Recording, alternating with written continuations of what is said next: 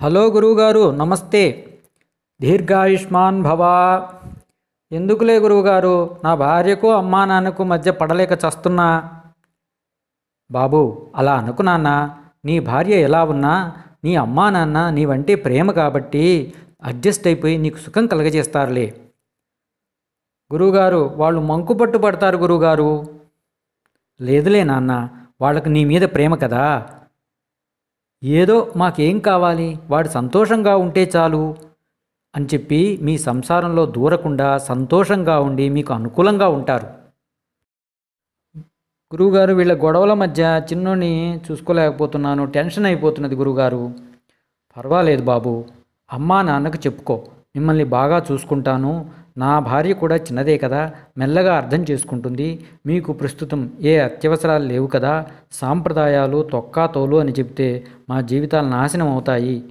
అమ్మా ప్లీజ్, నేను నిలబడని, పిల్లవాడు పైకి రాని, నిన్ను బాగా చూసుకుంటాను, నాన్నను బాగా చూసుకుంటాను.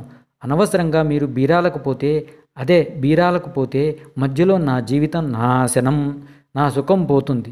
దయచేసి ఇంత చేసి కనిపించిన వాళ్ళు నా సుఖం కూడా చూసి ఆనందించండి అని చెప్పుకో నాన్న. వాళ్ళు వింటారు. వాళ్ళెందుకు వింటారు గురువుగారు? ఇదంతా అసలు చెప్పనిస్తారా? గతం తవ్వుతూనే ఉంటారు. అది అంతే. ఇదంతా ఎందుకులే, ధ్యానం జ్ఞానం చెప్పండి గురువుగారు. మనసు ప్రశాంతం చేసుకోవాలి. పెళ్ళాం బిడ్డలు తల్లిదండ్రులు ఉన్నవాడివి బాబు, నీకెందుకయ్యా ధ్యానం జ్ఞానం? గురువుగారు, అదేంది గురువుగారు తప్పించుకుంటారు? మనసు ప్రశాంతంగా ఉండడానికి, దాన్ని సరి చేసుకోవడానికి అమ్మా నాన్నలు చెప్పే సాంప్రదాయాలు, పండుగలు, లాజిక్కులు ఇవన్నీ వింటూ పిల్లవాడిని బాగా చూసుకోవడానికి నాకు ప్రశాంతత, ఉత్సాహం ఉండాలిగా. అలాగే బాబు, అయితే నాకు ఒక లెటర్ కంప్యూటర్లో చేసుకోవడం నేర్పుతావా? ఇదిగో ఈ మౌస్తో ఇలాగా అటు ఇటు తిప్పుతున్నాను, ఏవేవో పెట్టెలు వస్తున్నాయి. ఎలాగా? గురువుగారు, అలా కాదు. మొదట కర్సర్ను స్థిరంగా ఉంచాలి. మౌస్ను అలా అటు ఇటు తిప్పకండి. అదిగో ఆ వర్డ్ అప్లికేషన్లో క్లిక్ చేయండి. మౌస్ను నిలకడగా పట్టుకుని కర్సర్ను మెల్లగా అవసరమైన చోటికి తీసుకెళ్ళాలి. మన ధ్యాస కర్సర్ మీద ఉంచాలి గురువుగారు.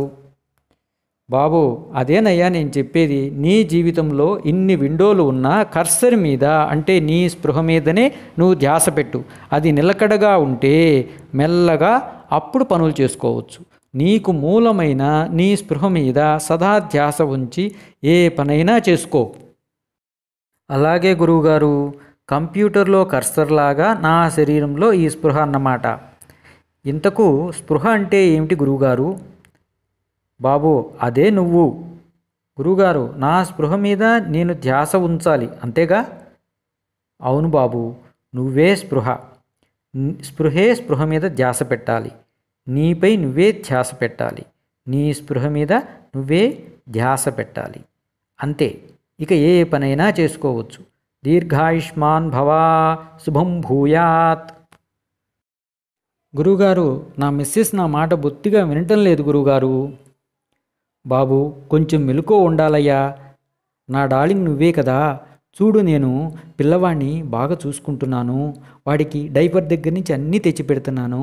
మనం అప్పుడప్పుడు సినిమాకి వెళ్ళి వస్తున్నాం.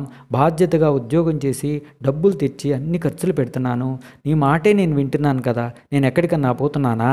నీ మనసు బాధ పెడుతున్నానా? అందరిలాగా కోతి చేష్టలు చేస్తున్నానా? అమ్మా నాన్నలు వస్తుంటారు. వస్తే వాళ్లకు టిఫిన్లు, కాఫీలు, లంచ్ చూసుకోవాలిగా. నేను సహాయం చేస్తానుగా, చిన్నోడిని ఎత్తుకుంటాగా. నీ డబ్బులు నేనేం తీసుకోవట్లేదు కదా.